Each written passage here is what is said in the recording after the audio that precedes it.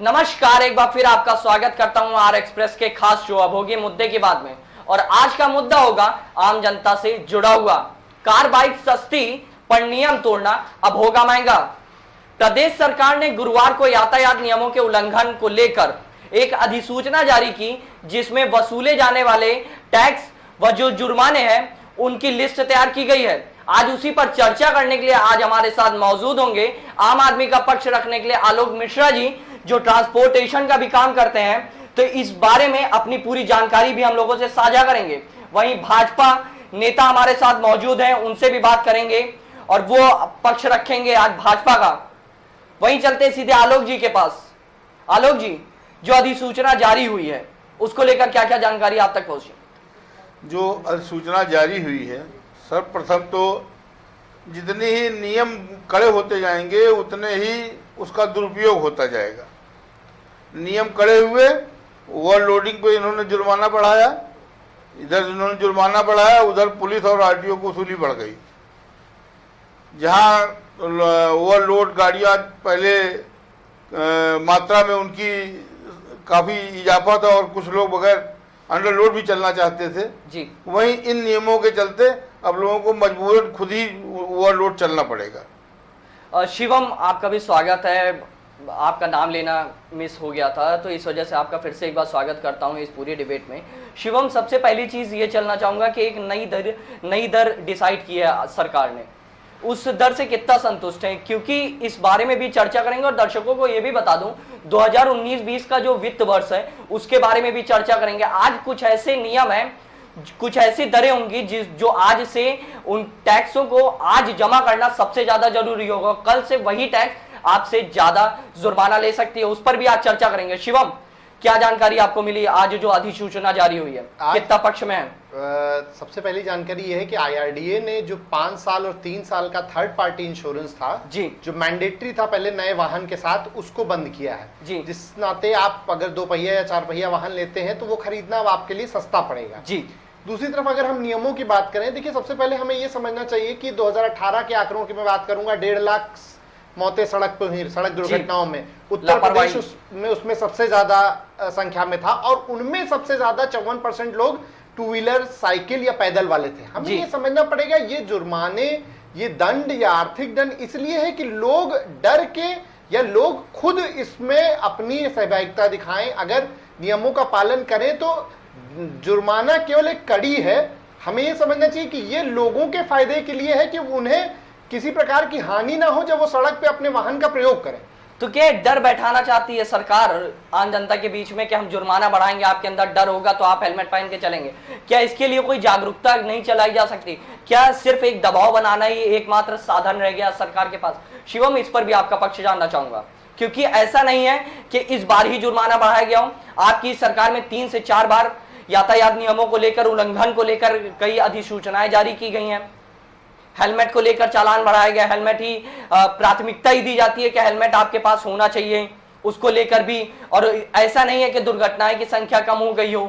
तो क्या दिखाना क्या चाहती है सरकार आपकी? देखिए, सरकार की पहली कोशिश ये रहती है जो भी जुर्माना या जो भी दंड बढ़ाया जाता है, अगर मैं आपकी जानकारी के लिए बता दूं, थर्ड पार्टी इंश्योरेंस जैसे अगर किसी की मृत्यु किसी और गाड़ी के चालक के द्वारा होती थी, पहले वो 50,000 के आसपास थी, सरकार ने उसको 5 लाख फिर 10 लाख तक बढ़ाया जी। ये आम जनमानस के लिए है कि जो अगर दुर्घटनाग्रस्त होता है तो उसके पीछे अगर उसके परिवार है तो उसकी देखभाल हो सके जी। इन मुद्दों पे सरकार ने अच्छा काम किया और ये मैं भी एक वाहन मालिक और वाहन एजेंसी मालिक होने के नाते ये मेरा मानना है कि ये बहुत अच्छे कदम सरकार ने उठाए हैं। हर दो पहिया वाहन की खरीद के साथ हेलमेट फ्री दिया जा रहा है। हेलमेट इसीलिए दिया जा रहा है कि आदमी उसका प्रयोग करे। संतुष्ट हूं आपकी बात से, पर सबसे बड़ी चीज आलोक जी ने भी बताया कि जिस प्रकार से टैक्स आप बढ़ाते जाएंगे, टैक्स को देने के लिए भी जो ओवरलोडिंग ट्रक्स जाती हैं, जो लोडिंग ट्रक्स जाती है, ओवरलोडिंग तो तब होता है जब दबाव बढ़ जाता है। यानी उस रास्ते से गुजरने के लिए किन किन मेन रास्ता ही नहीं होता, उस रास्ते पे मिलने वाले देखिए लोगों से भी गुजरना पड़ता है। तो उसको लेकर आलोक जी अपना पक्ष रखेंगे। अखिल जी जी जी जी, जो नियम बनाए जाते हैं आम जनता की सहूलियत के लिए बनाए जाते हैं जी, लेकिन आम जनता को सहूलियत कम होती है जी, और दुरुपयोग उसका ज्यादा होने लगता है। शिवम जी, आपका पक्ष जानूंगा इस पे दुरुपयोग। तो जैसे कि शिवम जी ने कहा कि जी। ये थर्ड पार्टी बीमा हो, ये बंद कर दिया गया जी। लेकिन ये हम इससे संतुष्ट नहीं है, वो कंपलसरी होना चाहिए थर्ड पार्टी बीमा। इसलिए थर्ड पार्टी बीमा वो आम जनता के लिए है, जो आम जनता की सुविधा की चीज है वो आप बंद कर दे रहे हो। किस लिए बंद कर दे रहे हो? कि आपकी गाड़ियां ज्यादा बिके तो आप रेवेन्यू पाए। आप अपने रेवेन्यू का ध्यान रख रहे हैं, जनता की सुविधा का ध्यान नहीं रख रहे हैं। रही बात दूसरी ओवरलोडिंग की बात, इन्होंने कर दिया कि तिपहिया दोपहिया मोटरसाइकिल पे अगर 3 सवारी बैठे मिल जाएंगे 1000 रुपए जुर्माना हो जाएगा। चलिए हम मानते हैं, बिल्कुल ठीक किया आपने, जुर्माना बढ़ा दिया, लेकिन आपने जुर्माना तो बढ़ा दिया। आप ये बताइए कि ग्रामीण क्षेत्रों में किन किन जगहों पे आप बस की सुविधा दिए हुए हैं, किन किन रूटों पे आपने रूट परमिट की बसों को रूट परमिट जारी कर रखा है, क्या सुविधा दे रखा है आपने आम ट्रांसपोर्ट पे आम जनता को चलने के लिए। आप सिर्फ और सिर्फ सभी सरकारें, मैं सिर्फ भाजपा को नहीं कह रहा हूँ, जितनी भी सरकारें आई हैं सिर्फ सरकार का ही फायदा देखती हैं, सरकार की जेब कैसे भरे इस पर ध्यान देती हैं। आम जनता को क्या दुख तकलीफ है उससे उनका कोई सरोकार नहीं है। सबसे पहला सवाल आलोक जी की तरफ से ये रहा आपसे कि उन रास्तों से गुजरने के लिए जिन लोगों को अतिरिक्त पैसा देना पड़ता है, जो वसूली चलती है, उसको लेकर क्या सोचती है सरकार। वहीं दूसरा सवाल कि आपने थर्ड पर्सन की जो बाइक, यानी 3 मेंबर्स अगर बाइक पे बैठेंगे, आपने वसूली, आपने चार्ज उसका लगाया, बिल्कुल जरूरी है, आपको दबाव बनाना चाहिए क्योंकि इससे जो यातायात दुर्घटनाएं वो बढ़ सकती हैं। पर ग्रामीण क्षेत्रों में उसके लिए उसके एवज में क्या व्यवस्थाएं की गई हैं, ये भी तो एक नजरिया होना चाहिए सरकार का। अखिल जी, मैं बताना चाहूंगा कि जितना काम पब्लिक ट्रांसपोर्ट के लेके इस सरकार में हुआ, पूर्ववर्ती किन्हीं भी सरकारों में ऐसा काम नहीं हुआ है। आप भी जान रहे हैं, ग्रामीण अंचलों से लगातार बस की सुविधाएं बढ़ाई गई हैं, कम नहीं की गई हैं, बढ़ाई गई हैं। उसके बावजूद भी कई अंचल देखे, जैसे हम रायबली अंचल की बात करें तो यूपीएसआरटीसी का रायबली अंचल फायदे में आया, नुकसान से फायदे में आया।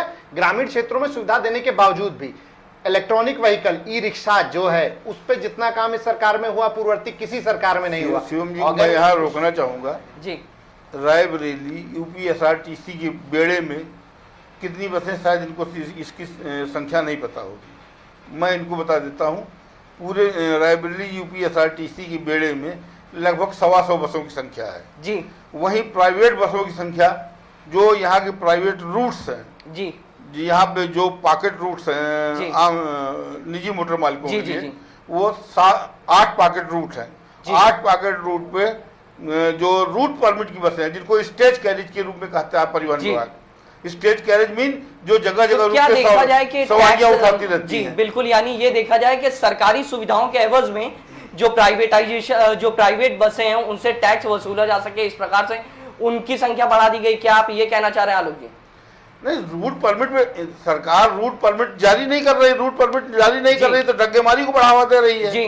दुर्घटनाओं की संख्या बढ़ने का और चांसेस हो रहे हैं, क्या बात रखेंगे शिवम जी आप? अखिल जी, देखिए, आप जहां तक बड़ी बसें और उसका सवाल है, यातायात की सुविधा कैसे और सुगम हो जी, कैसे और सुरक्षित हो, आप भी, आलोक जी भी इस बात पे इत्तेफाक रखेंगे कि वाहन और सारथी के द्वारा जो फर्जी नंबर प्लेट, फर्जी डीएल, इस पे जितना काम इस सरकार ने जितना मजबूती से किया है, ये आप भी जान रहे हैं और अखिल जी आपके भी संज्ञान में है। आपने पहले पूर्ववर्ती में देखा है कि ठोकर मार के गाड़ियां गायब हो जाती थी, पता नहीं चलता था, जो उससे घायल या मृत व्यक्ति उसको कोई वो नहीं मिलता था। आज की डेट में आप, हम, कोई भी हो, किसी भी वाहन दुर्घटना के समय आप वाहन मालिक और वाहन का पूरा ब्यौरा निकाल सकते हैं। ये कहीं ना कहीं ई गवर्नेंस को और मजबूत करने के लिए कहे और जनता के हाथ को और मजबूत करने का काम। देखिए, एक अभी मैंने सुबह का अखबार पढ़ा था, उसमें एक बात लिखी थी कि इमरजेंसी जो गाड़ियां होती है, वाहन होते हैं, उनको साइड ना देने पर 10,000 का जुर्माना, 6 माह तक की सजा। तो क्या आपको लगता है कि इमरजेंसी वाहनों को साइड ना देना और इस प्रकार के जुर्माना लगाना, कोई जागरूकता ना रखना, क्या इस प्रकार से सरकारें मतलब कर सकती हैं? आप इस बात का जवाब रायबरेली का सई नदी का पुल है। सई नदी के पुल पे आए दिन जाम लग रहा है जी। तो क्या इसमें इमरजेंसी वाहन, एम्बुलेंस फंस रही है जी, तो क्या जितनी गाड़ियां सब पे जुर्माना लगा दे सरकार 10,000 रुपए? अपनी कमी दूर नहीं कर रहे कि एक पुल एक्स्ट्रा बनवा दे 4 लेन सड़क में कि ट्रैफिक जाम से निजात मिले। कितना सहमत है इस सवाल से? देखिए सई नदी की समस्या हम सब की समस्या है, कहीं किसी व्यक्तिगत और उसमें नहीं, उसका समय वहां जाम लगने की समस्या है। बट जितना भी जुर्माना इन्होंने किया, उस जुर्माने में कहीं ये नहीं इन्होंने लिखा है कि नहीं जाम लगने पे अगर उसको पास नहीं दे पाता हाँ। क्योंकि पुलिस जो होती है ना, पुलिस का काम सिर्फ नियम को फॉलो करना है। इसका उदाहरण मैं कल दे देता हूँ जी। कल मैं इलाहाबाद से आ रहा था जी, इलाहाबाद से आ रहा था, फाफा में चेकिंग लगी हुई थी। एक सज्जन अपनी पत्नी के साथ अपनी कार में बैठे हुए थे, पुलिस चालान कर रही थी। उन्होंने पूछा क्यों चालान कर रहे हैं, मास्क भी लगाए, बोले सोशल डिस्टेंसिंग का पालन नहीं कर रहे हैं। बताइए, अपनी पत्नी के साथ वो व्यक्ति बैठा हुआ है, बोले पत्नी को पीछे बैठा के आप आगे बैठ के चलाइए। कह रहा कि उन्होंने कहा भैया पत्नी के साथ कौन सा सोशल डिस्टेंसिंग हो, उन्होंने कहा नहीं सरकार ने ये कहीं नहीं लिखा है। तो क्या ये गाइडलाइंस हास्यात्मक नहीं लगती हैं? आलोक जी देखिए, कहीं ना कहीं जो भी गाइडलाइंस बनती हैं वो बहुत ही चर्चा और फीडबैक और सब लेके बनती है, पर हाँ लागू करना कहीं ना कहीं निचले स्तर पे कर्मचारियों और वो भी एक हाँ उनके ऊपर है। और ये बात कहना, मैं ये कहता हूं कि अगर ऐसी कोई समस्या हुई हो, तुरंत उस व्यक्ति ने अगर यूपी डीजीपी और उत्तर प्रदेश पुलिस को ट्वीट किया होता, तो अगर वहां कार्रवाई ना होती तो आप कहते सर ये तो उनकी बात हो गई जो ट्विटर चलाते हैं। आम जनता कहां से ट्वीट करेगी सर, उसको ट्विटर का मतलब नहीं पता ना। अखिल जी ये बात है कि हम आप आलोक जी जो बात कह रहे हैं कि अगर लागू करने वाला भी तो उन्हीं की तरह पुलिस को आप सरकार मान लोगे, तो आप भी तो सरकार को चुनते हो, आप भी तो सरकार के साथ, आप भी तो उसकी कंप्लेन तो करिए। यहाँ पे मुद्दे को आज इस बात को उठाइए तो सही, मेरा ये कहना है। देखिए अगर कई उस पे सरकार काम कर रही है, रचना अच्छा काम कर रही है, फीडबैक देना भी हमारा ही काम है। अगर जो जनता से बात उठ के आएगी वही आगे तक जाएगी। जहां तक सई नदी की पुल की बात है, उसका भी शिवम जी कैमरे में देख के अपनी बात रखें। पूरा जिस तरह से इलाहाबाद हाईवे का रायबली और उसका चौड़ीकरण का काम चल रहा है, उसके साथ साथ वो भी पुल भी बनना है। ये बात हमारी भी जानकारी है। हाँ समय का जो देर सवेर हो रहा है उस पे लिखा पढ़ी और उस पे जो भी हम शिकायत और दर्ज कर सकते हैं, मैंने व्यक्तिगत रूप से खुद की हुई है, हमारे मित्रों ने की है। तो ये अगर हम कहीं समस्याओं को उठा रहे हैं तो कहीं न सरकार के इस पक्ष को नियम सरकार बनाते जा रही है, सुविधाओं को कम करती जा रही है। अभी आप जिस अखबार की बात कर रहे हैं उसी अखबार में एक कॉलम लगा हुआ है कि जो भारी वाहन ओवरलोड चलते पाए जाएंगे, पहले टन पे उन पे 20,000 रुपए जुर्माना, उसके बाद 2,000 रुपए टन है। अब यहाँ एक सिंपल सी बात देख लीजिए, तय सीमा से ज्यादा वजन रखने पे 20,000 का तय सीमा, जैसे एक 10 चक्का ट्रक है उसकी तय सीमा 18 टन है और रायबरेली से लखनऊ का भाड़ा जो है आज की तारीख में एक गाड़ी वाले के लिए 220 रुपए टन है रेट, अंडर लोड पे जी। 220 रुपए टन पे अगर वो 18 टन लोड करता है तो लगभग 4,000 रुपए का उसका भाड़ा बनता है जी। और लखनऊ अप डाउन में 70 लीटर डीजल लगता है, साथ में एक टोल भी है। अब 70 लीटर डीजल की कास्ट निकाल लीजिए और उस 4,000 रुपए देख लीजिए, तो उस गाड़ी वाले की तो मजबूरी है ओवरलोड करे ना। शिवम जी, यानी कुल मिला के देखा जाए तो दुर्घटनाओं को भी दावत देना और ऊपर से आप क्राइम को भी तो दावत दे रहे हैं, क्योंकि जब आप लगातार दबाव बनाएंगे, आप जुर्माना बढ़ाते जाएंगे, जुर्माना बढ़ाना आप समझ रहे होंगे मैं किस तरफ आपको ले जाना चाह रहा हूं। अपराध वो नहीं होता कि आपने किसी की हत्या कर दिया, किसी भी अपराध वो होता है आपने किसी घटना को कारित किया और वो समाज से अनभिज्ञ रहा, तो ओवरलोडिंग करना ये भी एक अपराध के ही तहत आएगा। अपराध की श्रेणी में ही है। जी बिल्कुल, जान माल की सुरक्षा को कोई नुकसान पहुंचा रहा है, नुकसान पहुंचाने का चेष्टा भी कर रहा है या कोई ऐसा इरादा रख रहा है, तो वो भी कहीं ना कहीं समाज के लिए एक तरफ ट्रांसपोर्टेशन की भी तो बात आ रही है ना, जो उसका मालिक है उसको कितना पैसा मिल रहा है, अगर उसको अपने काम का ही पूरा पैसा नहीं मिल पाता है, सूद रुपए जो होता है, जो मेन मूल्य जो होता है वो अगर उसको नहीं मिल पाएगा तो वो क्यों ओवरलोडिंग नहीं करेगा? आप खुद ही सोचिए। शिवम जी, आज की तारीख में एक नई गाड़ी लीजिए, ट्रक लीजिए 14 चक्का जी, उसमें 1 साल का जो बीमा बनता है जी वो 90,000 रुपए लगभग बीमा का जमा होता है, यानी 365 दिन के हिसाब से लगभग 288 रुपए का एक जाना ही जाना है, वो उसकी गाड़ी चले न चले जी। यानी लॉकडाउन के बीच में खासा घाटा देखने को मिला। 10,000 रुपए कैसे बात रखेंगे इसको? देखिए इंश्योरेंस जहां तक है, अगर आप वाहन ले रहे हैं 10 लाख 20 लाख मूल्य का वाहन ले रहे हैं, कमर्शियल वाहनों में टैक्स की समस्या वो ज्यादा है क्योंकि उनका साइज बड़ा होता है, उनके द्वारा जो हानि हो सकती है सड़क पे उसका अनुमान और उसकी आशंका ज्यादा होती है। क्या उसका रोजगार नहीं होता? वो क्या वो उसका रोजगार नहीं होता? अच्छा, शिवम एक जी। चीज बताइए अखिल जी, अगर इतना समस्या थी तो जी। पिछले आलोक जी, बात दोनों रखिए आप। वित्तीय वर्षों में रायबरेली में ही मोटर प्राइवेट कमर्शियल मोटर व्हीकलों का रजिस्ट्रेशन बढ़ा है। जी। अगर इतनी समस्या थी, इतनी आजीविका की समस्या थी, तो ये कम होना चाहिए ना आपका, अगर मैं गलत ना कह रहा हूं तो। नहीं, आप सही- संख्या बढ़ी है, सुनिए। इसका कारण है कि आप नहीं, भी उस सिस्टम में एग्जिस्ट कर रहे हैं। 2018 मेरा ये कहना है कि अगर ऐसी कोई आलोक जी, बात समस्या है रखें, तो बात आपको रखें। सही मंच पे आए। 2018 तक जिन लोगों ने गाड़ियां ली, जी उन्होंने रोजगार के नाते गाड़ियां ली, जी। बड़ी बड़ी गाड़ियां ली, और गाड़ियां ली उसके साथ 2018 के बाद इस पूरे बिजनेस में एकदम से डाउनफॉल आ गया है। जी एक गाड़ी लेकर के कोई भी गाड़ी नहीं चलता, उसकी एक गाड़ी की ईएमआई लगभग 90,000 रुपए महीने की ईएमआई होती है। बिल्कुल। बीमा का पैसा, टैक्स का पैसा, ड्राइवर का पैसा, ड्राइवर गाड़ी चले या न चले, गाड़ी आपकी आपको खड़ी जुर्माना रहे, देना।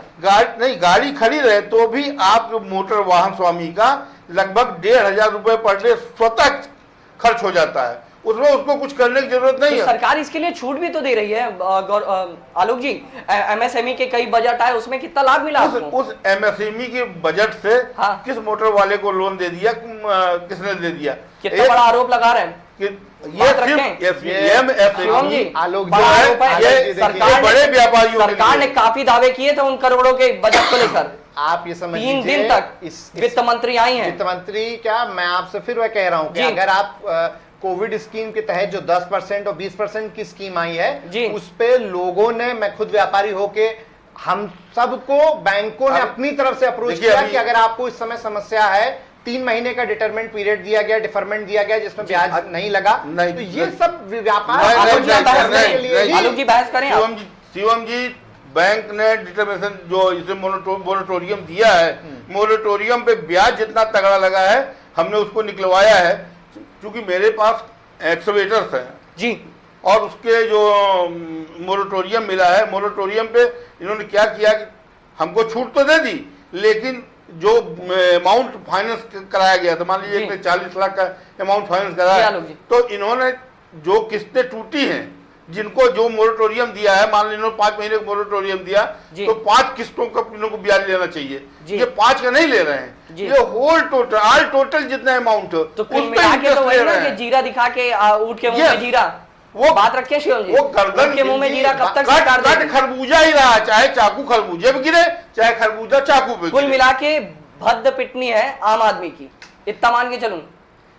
इसी के चलते लोग चले गए, सुप्रीम देखिए- कोर्ट चले गए इसी को लेकर के। सुप्रीम कोर्ट में एक साथ लगभग 10,000 के करीब याचिकाएं सरकार दाखिल हुई, बहुमत के जिनको होने के तुरंत कर चलते ली।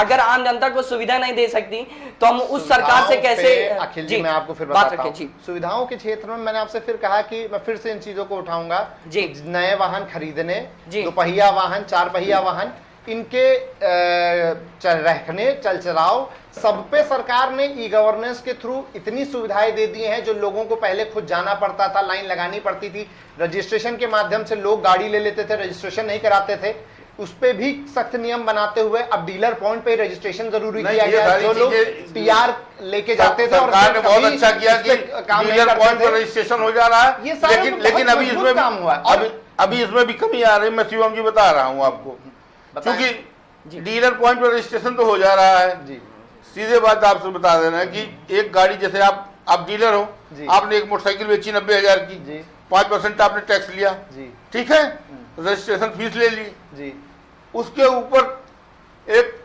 अलग से एक गोलमोल चार्ज लगता है। जी उस चार्ज को न डीलर बता पाता है, न परिवहन विभाग उसकी सफाई दे पाता है। उसको मोटर एमबी एक्ट में जी उसको एक चैरिटी अमाउंट उसको शो कर दिया गया है। देखिए, इसमें मैं आलोक जी से कहूंगा कि आप अगर ऐसी कोई समस्या आए, मैं उनको अपना दिखा देता हूं। हमारे यहाँ है, प्राइस लिस्ट देख लें, 10% और 10% के ऊपर जो चार्ज पड़ता है, जो कि 350 रुपए, उसकी रसीद मिलती है और जितना चार्ज लिया जाता है उतने का मैसेज वाहन मालिक के पास आता है। शिवम जी, आपके लिए एक सवाल भी आया है, सोशल मीडिया के माध्यम से हम लोगों तक सवाल पहुंचा था, वो सवाल आपके सामने रखता हूं। आज से ही अगर देखा जाए तो ईपीएफ में जो अंशदान है वो बढ़ेगा, इस बात को साफ किया है। हाँ। और वहीं अगस्त से आपकी जो सैलरी से पीएफ कंट्रीब्यूशन है वो 10% पहले काटा जाता था, अब 12%। अब 12% से है। इससे किस प्रकार से मान के चलूं कि आम जनता को सहूलियत होगी?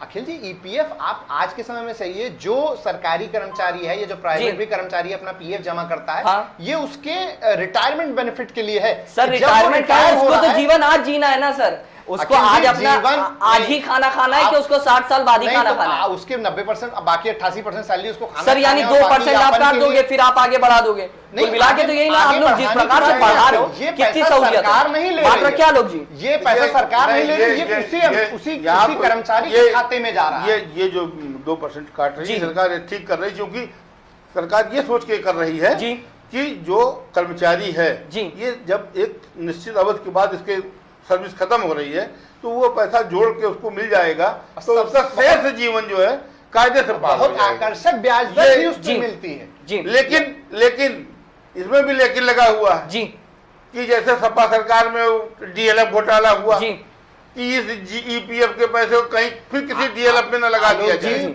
ईपीएफ में जमा पैसा आलोक जी, कैमरे में सुरक्षित है, देखिए, पूरी अपनी बात तरीके रखिए। से सुरक्षित है। ये बात आप भी जान रहे हैं, उसमें सरकार की गारंटी भी होती है। वो पैसा पूर्णतः सुरक्षित है, सरकार उस पैसे की गारंटी चलिए ठीक है, इसका जवाब हमारी जनता को मिल गया होगा। हालांकि ये सवाल जिसका भी रहा होगा, दूसरा एक सवाल है, दूसरी एक बात है, वो भी आपके सामने रखूंगा। ई कॉमर्स कंपनी, आप बताएंगे कि प्रोडक्ट कहां से बना है, इससे कितना सहमत है और इससे क्या फायदा मिलेगा? जी, आपने देखा होगा डोकलाम में चीनी हस्तक्षेप के बाद बहुत तेज एक जनता के बीच में लहर उठी कि चाइनीज प्रोडक्ट का बहिष्कार हमको करना है। आज बहुत सारे ऐसे प्रोडक्ट आ रहे हैं जो हमें आपको नहीं मालूम कि ये बन कहाँ रहे हैं जी। और ई कॉमर्स अब आज के समय में एक बहुत बड़ा व्यापार का पोर्टल हो चुका है, जहां से सामान हम आप हर आदमी ले रहा है। तो उसको ये जानने का हक है कि अगर मैं पैसा दे रहा हूं तो ये क्या मेरे देश में बनना है, और जरूरी है, आज की तारीख में जरूरी है कि किसी को भी। लेकिन इसके साथ एक सवाल और उठता है जी, जो प्रोडक्ट बन रहे हैं जी, उस पे कुछ लाल हरे निशान बन के आते हैं जी, वो बन के आते हैं, लेकिन उसको आम जनता नहीं समझ पाती कि वो लाल हरे निशान। देखिए, लाल और हरा, जहां तक मेरा संज्ञान है कि अगर खाने के प्रोडक्ट पे है तो उसको वेज और नॉन वेज के बेस पे उसको लिया जाता है, और अगर किसी आम प्रोडक्ट पे है तो उसको हार्मफुल और नॉन हार्मफुल प्रोडक्ट के बेस पे लिया जाता है। लेकिन कितनी कंपनियों ने बताया कि नहीं, ये निशान का मतलब ये है जी, सरकार का दबाव नहीं है ना। सरकार का दबाव होता तो कोई कंपनी कोई भी प्रोडक्ट को तुरंत तैयार करके उसका जब तक डिस्क्रिप्शन नहीं देगी, ये तो वही बात हो गई जैसे सिगरेट की डिब्बी होती है, नीचे महीन से लिखित उठा वैधानिक चेतावनी, सिगरेट पीना स्वास्थ्य के लिए हानिकारक है। तो वही बात हो गई। इस बात में मैं आलोक जी से कहूंगा कि हमारी सरकार में उस जो छोटा सा लिखा रहता था उसको बड़ा बड़ा सचित्र छापने का आदेश किया, और आप अगर आप सिगरेट पीते होंगे तो ये पता होगा कि सिगरेट के पैकेटों में वो छप के बड़ा बड़ा चित्र बन के। चलिए ठीक है, धूम्रपान से मुद्दे को अलग लेके चलता हूं। एक और बात सामने आई, ये बड़ा सवाल है, ये सवाल मैंने पहले भी पढ़ा था। आज के जो नियम है कल से बदल जाएंगे, उनमें तीसरा सवाल है बैंकिंग से जुड़ा हुआ है। बैंकिंग नियमों में बदलाव किया गया, कुछ बैंक के नाम लूंगा, bank of Maharashtra, axis, Kotak Mahindra और आरबीएल बैंक। इन बैंकों में देखा गया है जो अब बैलेंस ना रखने पर, न्यूनतम बैलेंस ना होने पर चार्ज कटेगा, यानी कोई भी आम आदमी बैंक में अपना अकाउंट नहीं रख सकता। अखिल जी, कोई भी गरीब आदमी नहीं रख सकता। इसमें मैं आपको बताना चाहूंगा, आपने जिन बैंकों का नाम लिया इनमें से 3 प्राइवेट बैंक हैं जी, बिल्कुल। और जो बाकी बैंक है, सरकारी बैंक में अभी भी ये सुविधा है कि आप जो जनधन खाते से जो है उसमें कोई मिनिमम चार्ज नहीं है जी।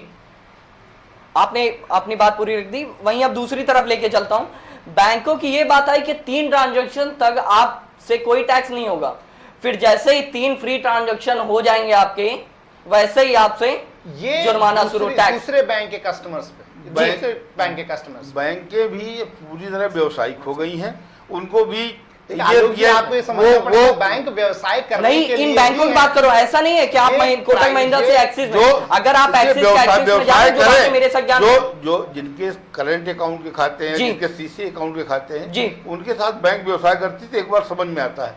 लेकिन जो आम आदमी, गरीब आदमी जिसने अपना खाता खुलवाया है, हाँ? जिसको महीने में कुल 3000 रुपए सैलरी मिलती है, वो कहाँ से 3000 बैलेंस मिनिमम रखेगा?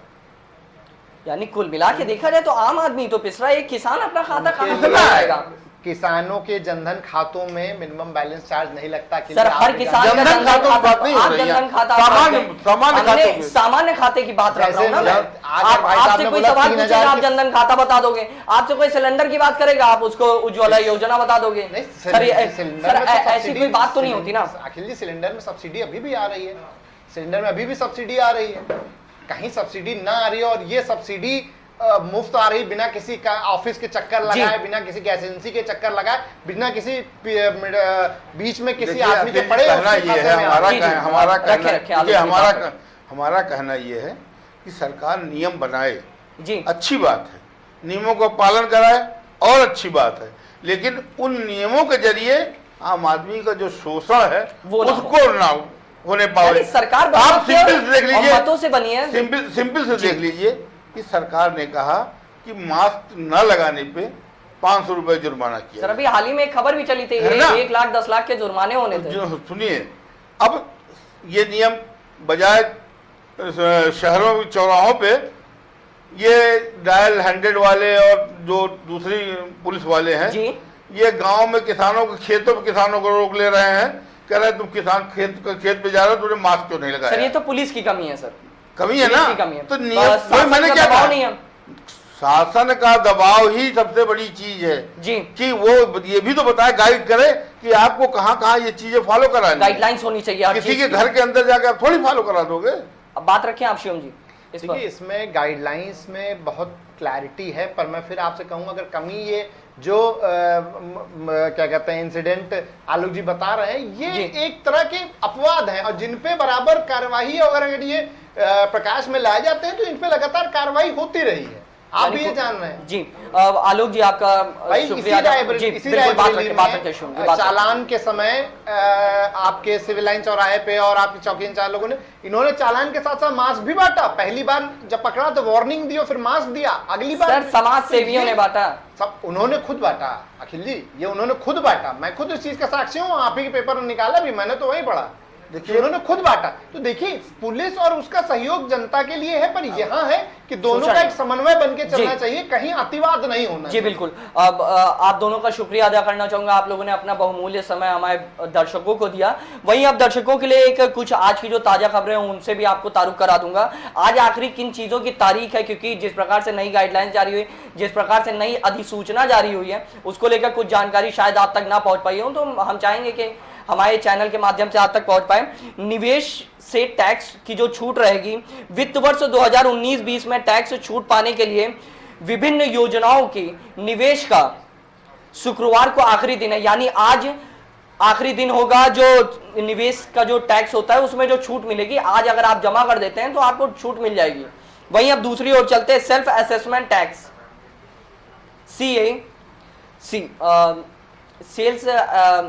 सेल्स असेसमेंट टैक्स यानी सीएटी की बात करें तो वित्त वर्ष 2019-20 के लिए सेल्फ असेसमेंट टैक्स अगर 1 लाख से ज्यादा है तो उसे बिना जुर्माना जमा करने का शुक्रवार को आखिरी दिन है। आज इसका भी आखिरी दिन है, इस बात का आपको ख्याल रखना पड़ेगा।